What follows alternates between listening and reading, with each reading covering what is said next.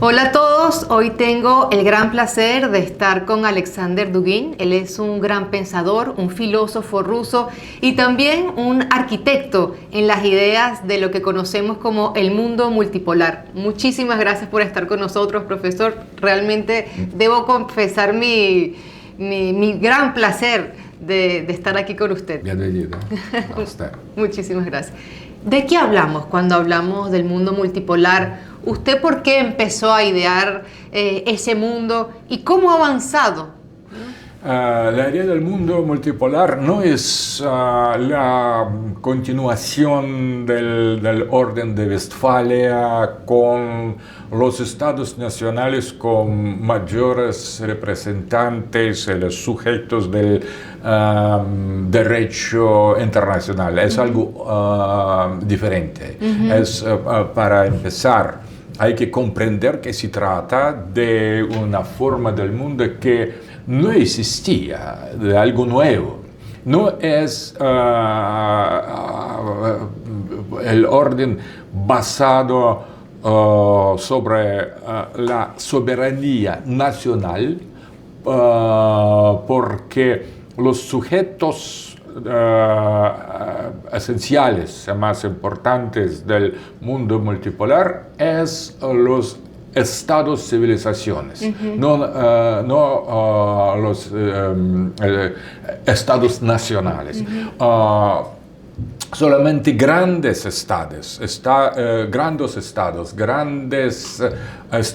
civilizaciones son los polos del mundo multipolar.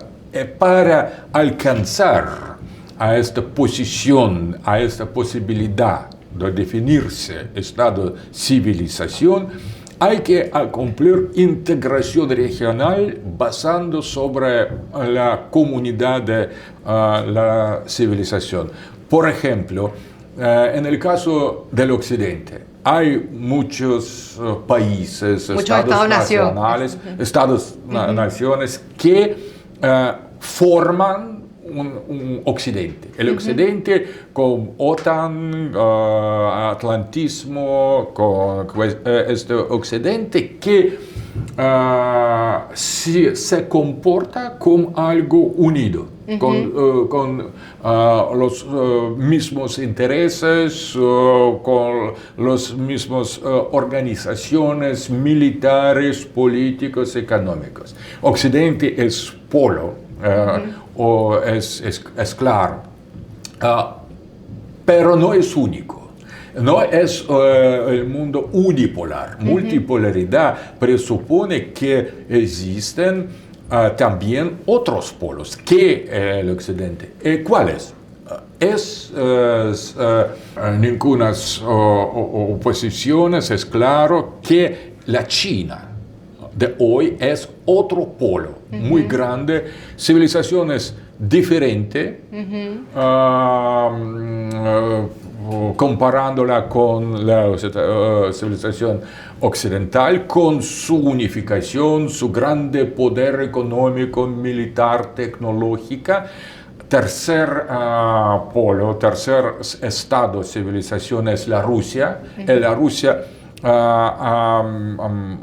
hace la prueba que es la portadora de la soberanía geopolítica verdadera. Por eso tercer polo hay la India que crece más y más, que es más y más grande y soberana frente a la China, al mundo islámico. Tenemos ya estos cuatro polos. Si añadimos también Japón, que los Estados Unidos quieren también considerar como el Estado civilización, tenemos el núcleo 5, núcleo 5, que es la forma de organización de esta multipolaridad vista desde el punto de vista de los Estados Unidos. Okay. Esa forma de los grandes poderes mundiales, pero no es el mundo unipolar, es el mundo multipolar con los estados, civilizaciones ya acabados. Pero hay otras civilizaciones, grandes espacios que pueden y deben ser integrados. Otros polos. Hay al menos 3 polos más en el estado de la preparación. Es el polo islámico, que representa grande civilización, pero muy dividida, fragmentada entre los estados nacionales postcoloniales. Claro. En muchos casos no era el desarrollo orgánico natural de la historia, pero una forma impuesta por los poderes coloniales.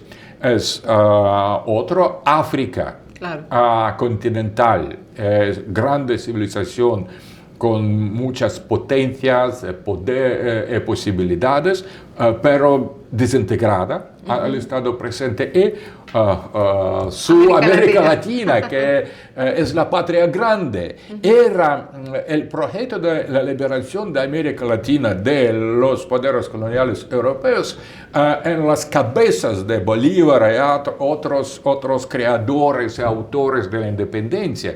Era la idea de la patria grande, una forma del estado civilización latinoamericano, con catolicismo, con lenguaje común, español y portugués, que es muy cercano, y también era parte de una unidad política, cultural, religiosa, con la misma identidad. Particiones, esta forma de divisiones entre los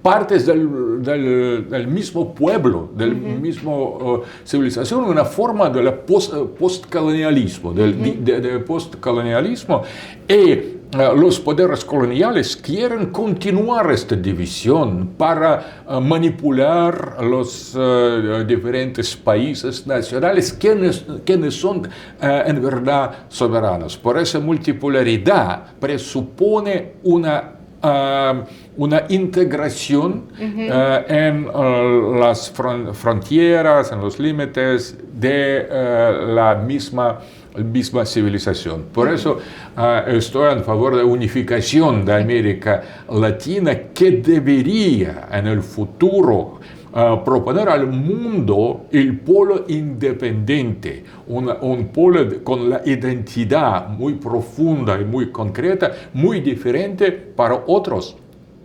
comparándola con otras identidades de los Estados Unidos, de Europa.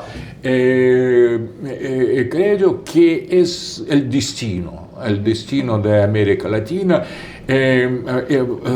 ser el polo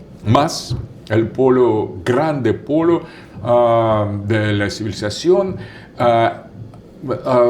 En el caso opuesto, es grande el riesgo de perder independencia, de ser divididos y manipulados por los otros poderes más consolidados. Ya. Por eso creo que la multipolaridad es algo para combatir, no es dado, no es algo natural, es un proyecto, es una voluntad de crear. A veces hay que luchar, hay que luchar para soberanía del Estado civilización, y la Rusia en Ucrania lucha para eso. Entonces, este mundo multipolar podríamos resumirlo como lo decía Bolívar, es lograr el equilibrio del mundo, ¿no? Es básicamente eso, sí, ¿verdad? Sí. Bueno, para los que no nos... gente más joven que a lo mejor no lo sabe, es que Estados Unidos, después de la caída de la Unión Soviética, hegemonizó, ¿no?, el poder mundial, ¿cierto? El presidente Putin dice el mundo unipolar, o sea, ese único país, esa única civilización que controla el mundo, eso se acabó. Y vemos acercamiento entre dos grandes polos de esas civilizaciones, como es Rusia y China, y también India. Y al presidente de Estados Unidos, o bueno, a los mandatarios de Estados Unidos, parece que le ha molestado mucho eso. Donald Trump incluso ha amenazado al BRICS directamente, el BRICS que reúne precisamente a estos estados-nación, ¿cierto? Y también a las personas que han propuesto una desdolarización de la economía. ¿Por qué Estados Unidos se siente tan alejado de ese mundo multipolar? ¿En qué le afecta? Después de la caída de la Unión Soviética era el momento unipolar. El Occidente ha logrado vencer todos los enemigos formales. No era más una ideología opuesta al socialismo, comunismo, marxismo. Ha caído con la Unión Soviética. Todo el mundo, todos los pueblos, todas las naciones parecía que han aceptado esa forma de la ideología liberal, el liderazgo del Occidente,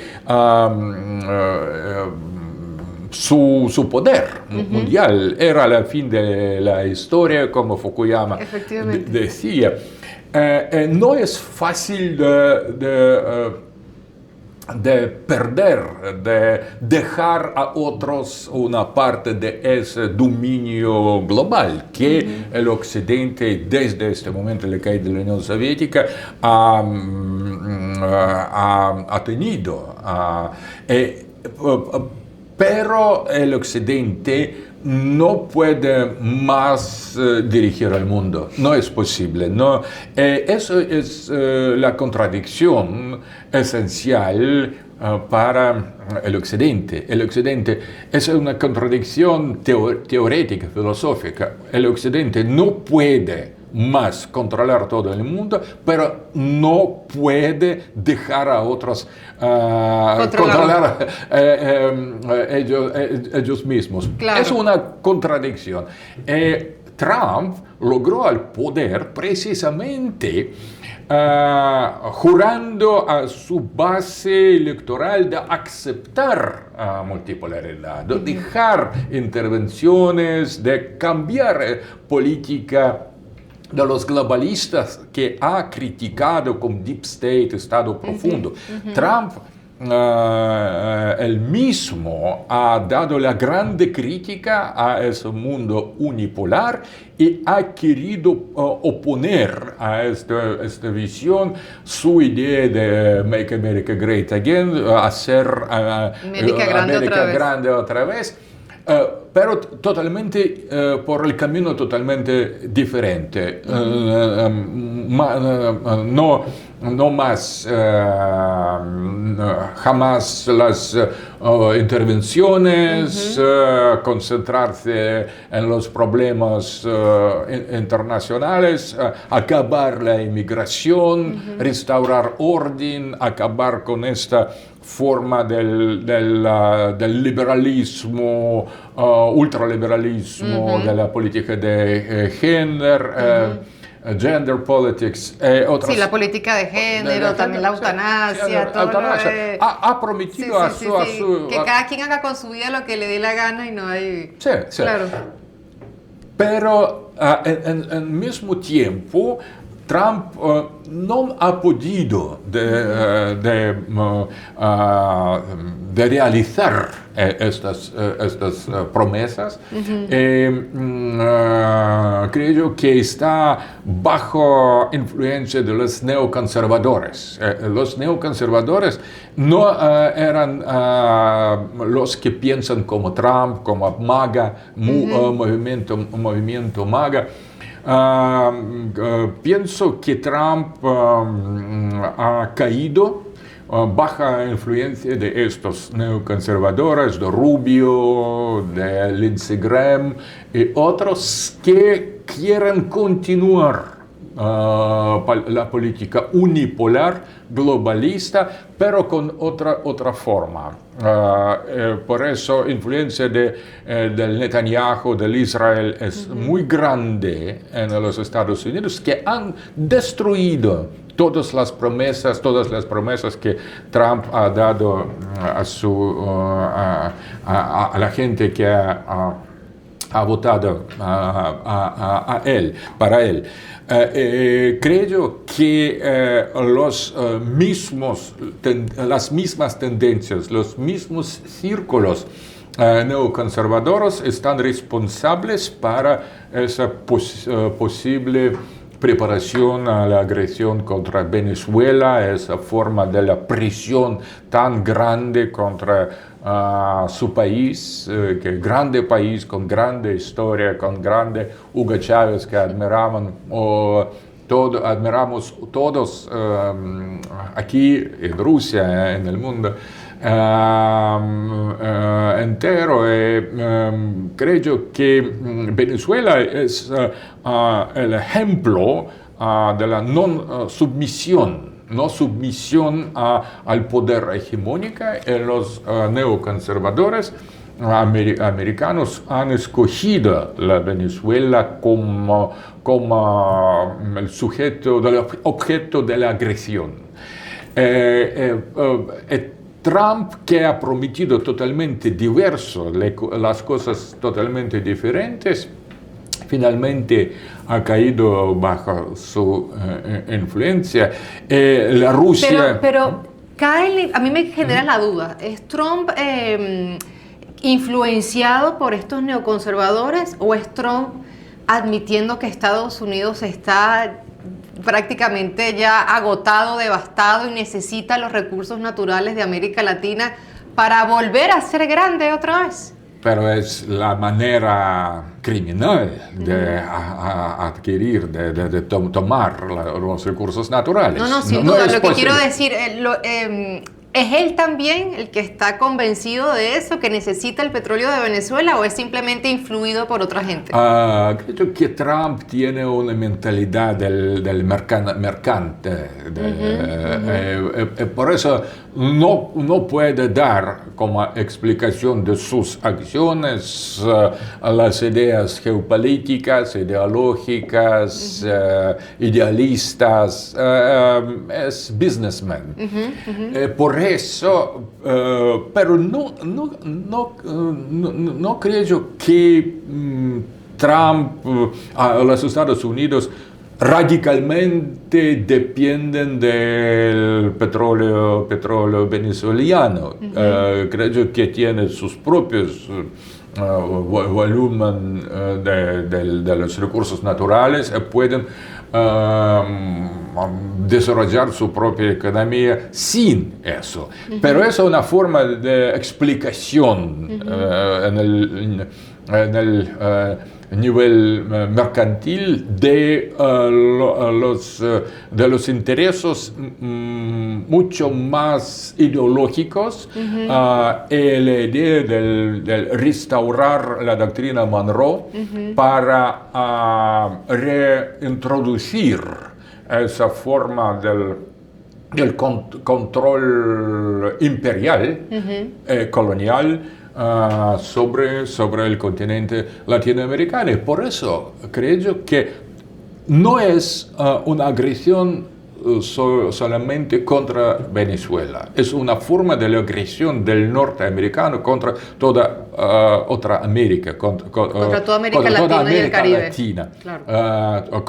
Contra esa patria grande. La única cosa, creo que es crítico, sería crítico de sobrepasar las divisiones entre las naciones, entre la derecha y la izquierda en América Latina.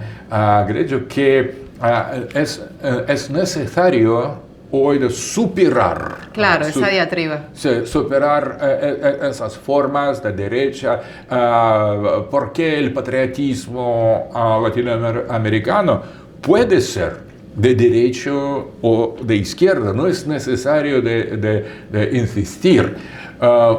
Mayormente las fuerzas de la izquierda en el continente latinoamericano es mucho más anticolonial, claro, mucho más consciente de la necesidad de la lucha para la soberanía, pero también los ejemplos como General Perón, claro, o Getúlio Vargas, que eran más a derecha, pero patriotas, claro. Patriotas quieren garantizar a América Latina esta soberanía continental, claro, apoyando las tendencias de la unificación, de la integración.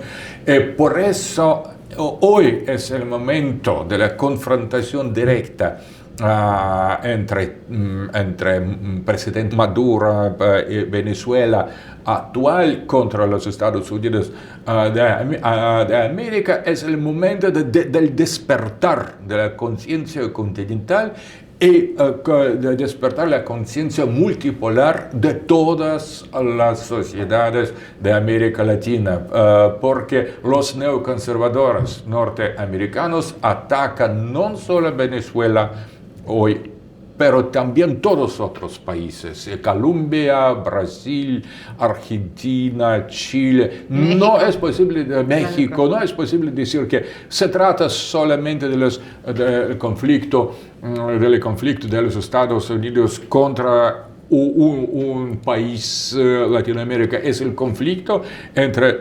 norteamericano contra toda la civilización. Es un desafío contra la patria grande. Toda patria grande, no solo al pueblo o sociedad de Venezuela. Eso es necesario de comprender a todas las sociedades, a todos los pueblos, toda la gente de América Latina, desde México a Chile, a la Tierra de Fuego de Argentina. Hace poco Donald Trump dijo que iba a seguir asediando militarmente a Venezuela. Dijo, los tenemos cercados con la mayor armada más poderosa del mundo. Ordenó de facto un bloqueo naval para que no entre ni salga ningún barco petrolero de Venezuela. También del aire bloqueado. También, efectivamente. Es la guerra. Es la guerra, ¿verdad? Es la guerra, ya es la guerra. Trump es muy... Pero además, profesor Dugin dice, esto se mantendrá y se agudizará hasta que Venezuela entregue su petróleo y sus tierras. ¿Hacia dónde podría desembocar esto? Y bueno, lamentablemente no hemos visto todavía desde América Latina una postura un poco más contundente. ¿Cómo ve la situación? ¿Cómo ve también la postura de Venezuela enfrentándose a un gigante cercando a su país? Esta forma de hacer una presión tan radical, tan brutal contra Venezuela es la marca no del poder, de la fuerza. Es mucho más el signo que el occidente es débil. Débil. Demuestra la debilidad y no la fortaleza. Sí. Por eso, porque es débil, hace los esfuerzos más brutales. Okay. Unión Europea también es muy débil, pero también más agresivo. No es el real, verdadero poder. Pero también no creo que sería posible de vencer en esta guerra contra los Estados Unidos solamente para el pueblo venezolano. Necesitáis vosotros el apoyo de todos los otros países de América Latina, el apoyo político, diplomático de otros polos del mundo multipolar, de la Rusia, de la China, la solidaridad de otros países islámicos, africanos, de todo el mundo. Por eso creo que hoy es el momento de la internacionalización de este conflicto.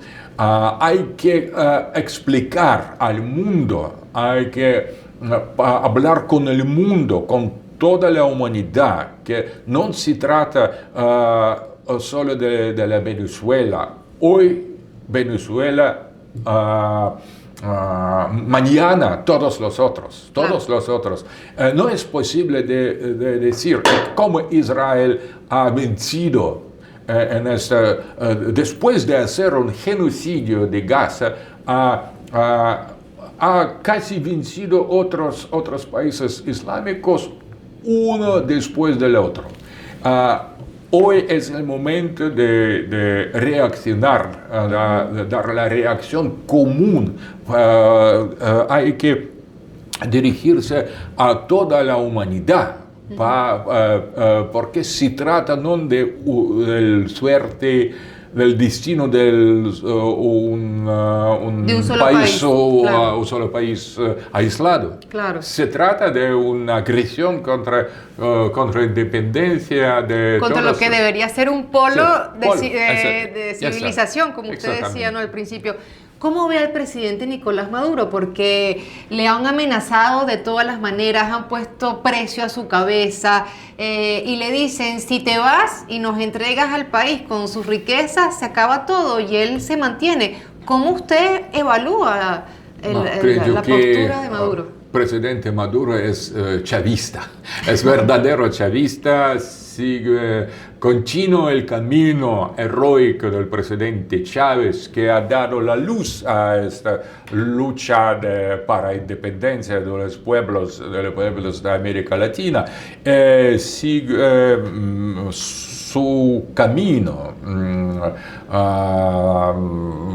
de Chávez, creo que. Pero debemos comprender que no es fácil de estar frente con grande poder de los Estados Unidos, y por eso hay que ser el verdadero héroe nacional, héroe de la civilización, para ser capaz de enfrentarse con esa presión. Creo que necesita todo el apoyo de la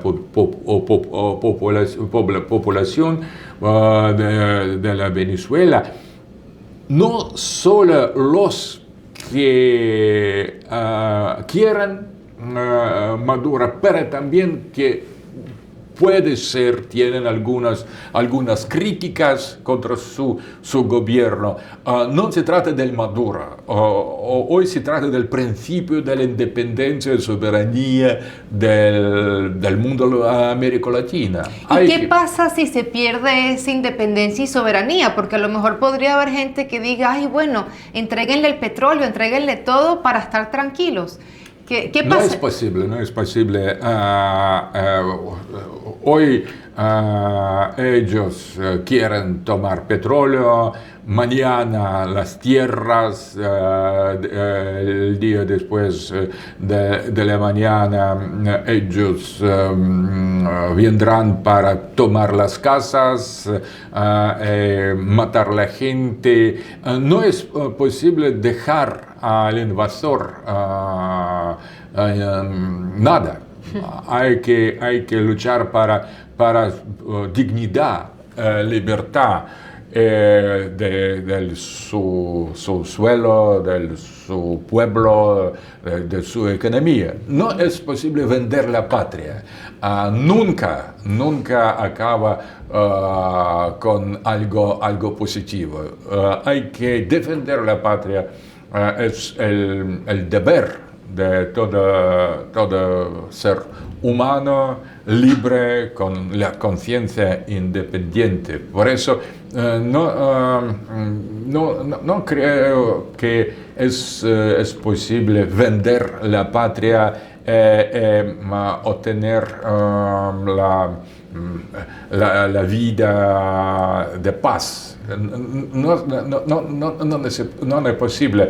Creo que la libertad podría ser ganada solamente en una resistencia muy fuerte, muy grande de toda la población. Porque si imaginamos que toda la población será movilizada para luchar contra esta invasión, con nuestra operación colonial, nunca el poder colonial no podría vencer. Nadie puede vencer el pueblo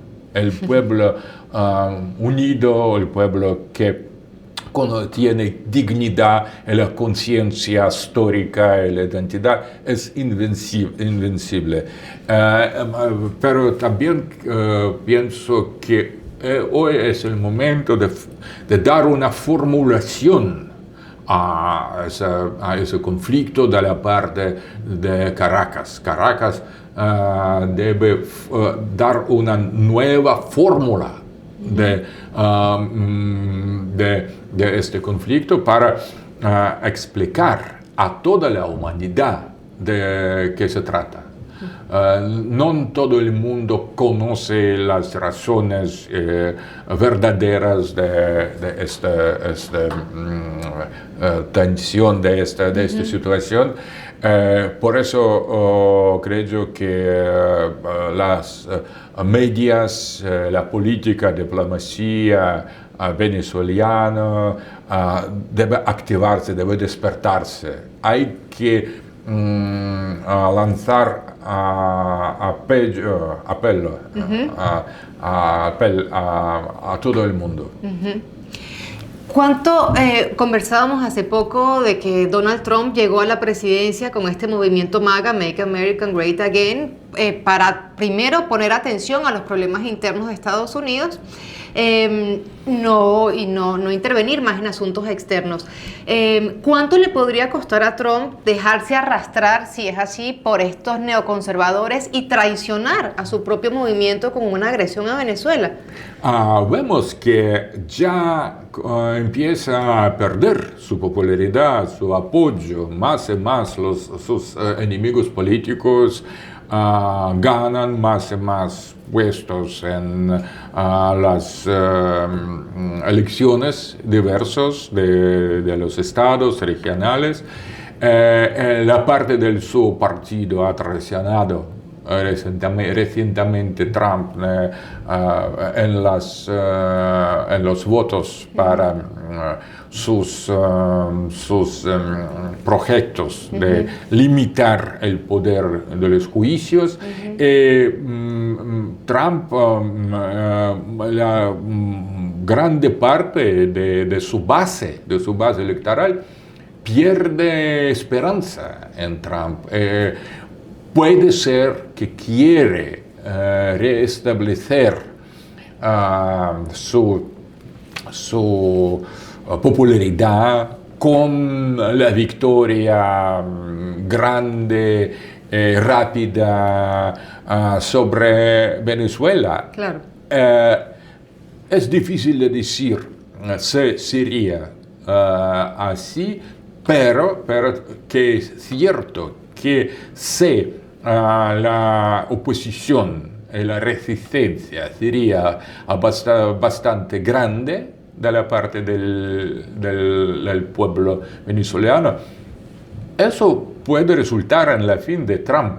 Por eso es muy, muy peligroso que hace Trump. Puede ganar, pero puede perder todo. todo que queda de su popularidad. En el mismo tiempo, si la guerra no será rápida con la victoria, esa resistencia del pueblo sería bastante grande, eso puede ser el paso fatal para Trump. Por eso Rusia advierte, ¿no?, que no cometa ese error. Sí. Profesor, ahora vamos a hablar un poco de Ucrania y de Rusia también. El presidente Trump tiene como objetivo principal lograr un acuerdo de paz entre Rusia y Ucrania, con Estados Unidos liderando ese proyecto. ¿Usted cree que sea posible? Primero, ¿por qué Trump está tan interesado en acabar con esa guerra y si lo ve posible? Trump no está interesado para continuar esa guerra, pero hay que comprender que... ¿Pero por qué no está interesado en continuar con esa guerra? Porque no es posible vencer, no es posible vencer esta guerra está vencido, está siendo vencido más y más claramente. Por Rusia. Por Rusia, por nosotros, y Trump no quiere más ser la parte que perdió esa guerra. Esa guerra Claro. no es contra los ucranianos, no luchamos contra los Estados Unidos, contra Occidente. En el contexto del Occidente, del punto de vista militar, el poder norteamericano es más importante, es casi todo. La participación militar económica de los países europeos, a pesar de sus pretensiones, de sus declaraciones, es muy limitado. Es la guerra esencialmente entre nosotros y los Estados Unidos. Y en esta guerra, el Occidente, Trump es una columna, un centro, un núcleo de ese Occidente, pierde la guerra que no ha empezado él mismo. Por eso creo que Trump quiere acabar esa guerra, que no puede ganar. En el campo de batalla, claro, y que ha significado un desangre económico, ¿no? ¿Cómo puede acabar la guerra? Solamente aceptando que Rusia propone hoy. Y Trump comprende eso y por eso apoya la posición de la Rusia, de las condiciones como acabar con esa guerra, precisamente porque en el caso opuesto la guerra continuará. Claro. La Rusia vence y continuará a vencer. Pero también, si por ejemplo aceptar las condiciones rusas sin cambiarlas, Claro. eso podría dar la posibilidad a salvar Ucrania, a salvar a otra parte. En otro caso, añadiremos Sí. Añadiremos otras partes también a nuestra país. Claro, lo que se ganó en el campo de batalla, como en todas las guerras, Sí, ¿no? sí. Por eso es que había que evitarla. Sí. Por eso Trump quiere salvar a sí mismo y Ucrania. Zelensky debe ser sacrificado, los estados europeos deben ser humillados. Eran moralmente, egoísticamente no aceptable, no es posible aceptar para Zelensky, para neonazi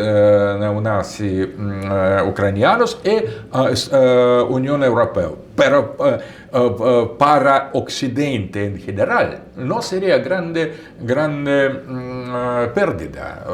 Por eso Trump en ese sentido, frente al conflicto ruso-ucraniano, es más o menos racional.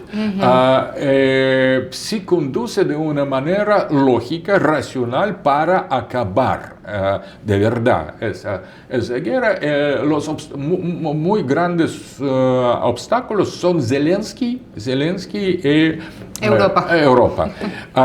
Pero son muy... hacen grande daño a la posición americana y no pagan para eso. Son irresponsables que quieren continuar la guerra sin ninguna posibilidad de vencer. Es una posición, comportamiento. Pero ¿por qué la Unión Europea insiste eso? Porque vemos que Rusia y Ucrania, Rusia y Estados Unidos establecen unos términos de un posible plan y después llega la Unión Europea, se reúne con Zelensky y cambia todo. Y incluso el secretario general de la OTAN decía, y desde Francia también, que hay que preparar a las nuevas generaciones para una guerra contra Rusia a partir del año 2030. ¿Por qué tanto interés en la guerra? ¿Por qué tan difícil hacer la paz? La Unión Europea es la parte de esta red de los globalistas que ha empezado esta guerra.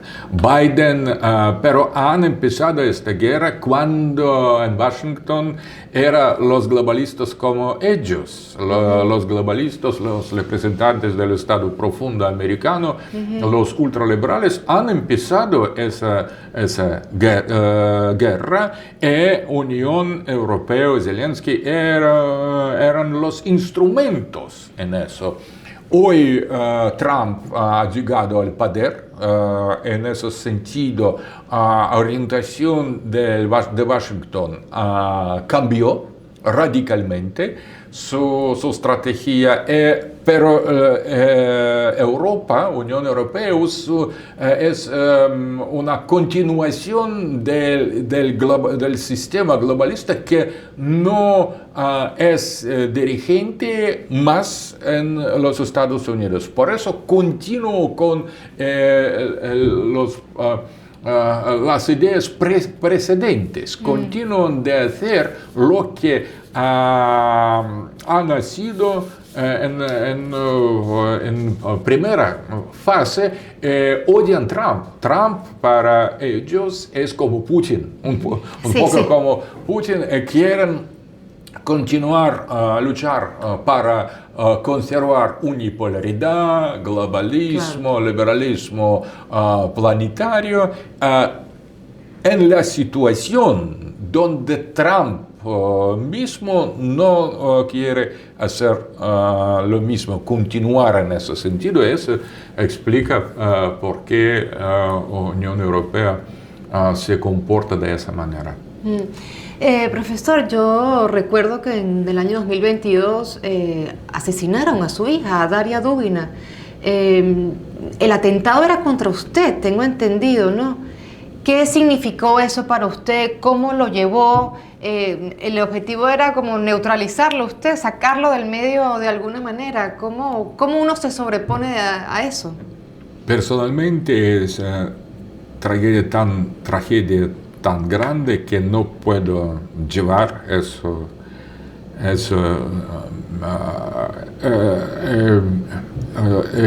Soy matado después de eso. No puedo decir que vivo, no vivo más después de perder mi hija Daria, querida, pero es un testimonio de que se trata de la guerra del espíritu, de la guerra metafísica, guerra de las profundidades de la historia humana, porque los filósofos o las jóvenes inocentes normalmente no están matados, no combatentes, la gente que representa el espíritu, la cultura, la filosofía, no son los objetivos Claro. para asesinar, a matar. Por eso creo que el verdadero enemigo contra el cual la Rusia lucha y todos nosotros luchamos no son los humanos. Pienso que esa lucha para el mundo justo es contra el enemigo de toda la humanidad, contra el diablo. Por eso creo que precisamente era un hecho satánico. Fue ejecutado por ucranianos, ¿no? Por la inteligencia ucraniana. Sí, pero ellos eran los instrumentos. Estoy seguro que el orden era dado por los servicios secretos occidentales, británicos o norteamericanos. Y ahí es cuando vemos la maldad, ¿no? También lo vimos o sea, cuando se van contra una persona que no tiene nada que ver con el conflicto, es querer causar un dolor. Lo vimos también en Palestina, en Gaza, ¿no? Donde asesinan a niños. Que tú dices, ¿por qué pasa? ¿Por qué? ¿Qué tienen que ver ahí? Esa es la naturaleza satánica que se abre en ese conflicto. Y por eso creo que nuestra guerra no es la guerra solamente política o geopolítica, es también la grande guerra espiritual que hace parte de la lucha apocalíptica. ¿Y es posible vencer ahí, profesor? No es posible matar al diablo, pero es posible luchar contra él con la ayuda del Dios. Es posible de vencer las fuerzas satánicas con la grande ayuda del Dios. Por eso hay que redescubrir la religión, orientarse de nuevo al Padre, a nuestro Padre que está en el cielo. Con su ayuda podemos hacer todo. Precisamente de esa espiritualidad también se nutre mucho África. Usted también escribe mucho sobre África, bueno, América Latina, todos los pueblos, pero usted es de los pocos donde uno puede encontrar información sobre África. ¿Por qué tiene el ojo puesto en África? Creo que África hace parte también de esa lucha para el mundo más justo, el mundo multipolar. Tiene grandes potencias interiores que toda la gente sincera debe apoyar. Usted ha dicho que es como el continente del futuro. Sí, ¿Será posible si los han empobrecido sí. tanto? Está empobrecido, pero también hoy África se redescubre. En el momento del despertar espiritual de la África, el momento actual. No se trata solo de la demografía y de los recursos naturales, pero también de la vuelta a sus principios culturales y espirituales. Es tercera parte, tercer ciclo de la decolonización. Esta vez se trata de la decolonización de la mente africana, pero también es un grande despertar de la conciencia continental y apoyo de todas fuerzas esta consolidación de los pueblos africanos divididos artificialmente por las potencias coloniales para hacer patria grande para África. Claro. No solo patria grande para la América Latina, pero también patria grande del continente africano. Tengo muchos amigos conocidos en todos los países del África. Mis libros están traducidos en algunos idiomas africanos. Tengo grande expectaciones, grandes expectativas del futuro de África. ¿Cómo ve las revoluciones que están en marcha en Burkina Faso, en Mali, Sí, en Níger? son perfectos ejemplos cómo los pueblos africanos pueden vencer los poderes coloniales, económicos, culturales, y afirmar sus propias identidades, sus propios valores tradicionales. Todo mi apoyo está a Burkina Faso, a Mali, a Níger y a todos los luchadores para la grande África unida, libre, independiente, con la dignidad de la civilización restaurada. Por eso creo que África debe representar el polo particular en el sistema multipolar. Creo que vivimos en el momento del grande despertar africano que da la esperanza a todos los otros continentes, impulso de considerarse, afirmar nuestra identidad, volver a los valores tradicionales. En ese despertar hay que también crear teoría. Usted es uno de ellos, ¿no? Y usted habla de la cuarta teoría política. ¿Por qué cuarta teoría política? Usted dice que las tres anteriores fracasaron, ¿no? El liberalismo, el capitalismo, el socialismo. ¿Cómo debería ser la cuarta teoría política? Todas las tres ideologías que usted ha llamado capitalismo, socialismo y nacionalismo eran creadas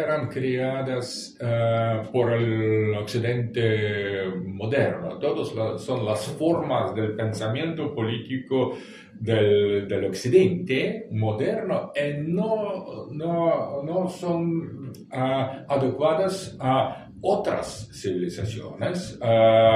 Han perdido toda credibilidad. Comunismo por unas razones, el liberalismo hoy se descredita más y más como una forma totalitaria del pensamiento y no de una liberación. Fascismo, nacionalismo era descreditada por el racismo de Hitler, de la historia de la Alemania nazi. Por eso hay que imaginar cuarta teoría política afuera de las tres formas limitadas y descreditadas de la ideología política occidental moderna. Pero la cuarta teoría política no es algo ya hecho, no es algo ya preparado, Es una invitación. Sí, una invitación, es mucho más una invitación de despertar la imaginación política para ir más allá de esas formas coloniales del pensamiento político.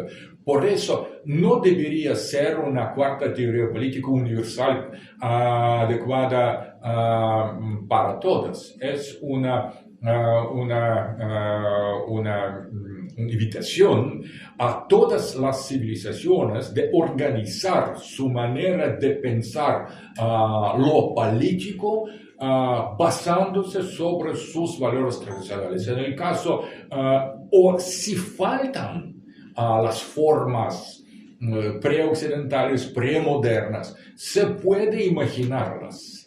No es necesario limitar de repetición de algo que ya existía en el pasado, pero también hacer un paso adelante. Claro. Por eso podemos combinar todo que podría ser considerado no moderno, no occidental, que pertenece a las formas de inspiraciones del pasado, de la tradición, pero también que está inspirado por el futuro. Por eso, por ejemplo, creo que el continente africano y el continente latinoamericano son los dos espacios muy importantes para hacer este grande esfuerzo de crear el futuro, porque esos dos grandes espacios, grandes civilizaciones,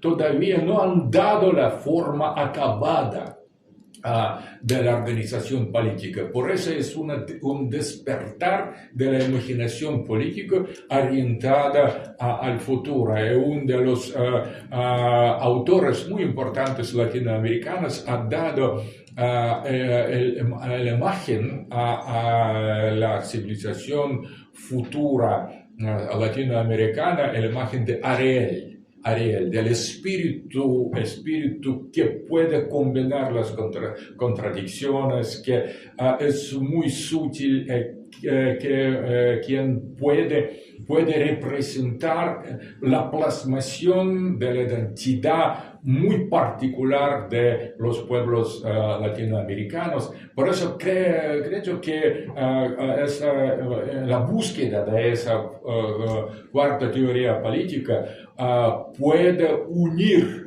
los pueblos diferentes para superar esas formas tan estrechas, impuestas por el occidente moderno, y también abrir el camino para el futuro más justo, mejor, también a los pueblos del occidente. Hay que tener esperanza, nos vamos desolados de esta entrevista. ¿Cómo vemos el mundo de aquí en más? ¿Cómo lo ve usted? Creo que hay que tener esperanza porque, por ejemplo, algo nuevo se gesta. Se prepara. Podemos ver esta nueva, esa forma del cambio interior, espiritual, económica y material de nuestra sociedad, de la sociedad rusa. Creo que la Rusia del presidente Putin da la esperanza de poder confrontar con los desafíos muy serios y vencer. Lo mismo válido para China. La China da esperanza. Creo que India, con su desarrollo muy rápido, muy grande, da la esperanza. Con esa esperanza, África, América Latina, el mundo islámico, incluso los pueblos occidentales deben tener esperanza en el futuro mejor que situación triste y trágica actual. Juntos venceremos. Muchísimas gracias, profesor. Muchísimas gracias por su tiempo. Un placer inmenso. Gracias a usted. Muchísimas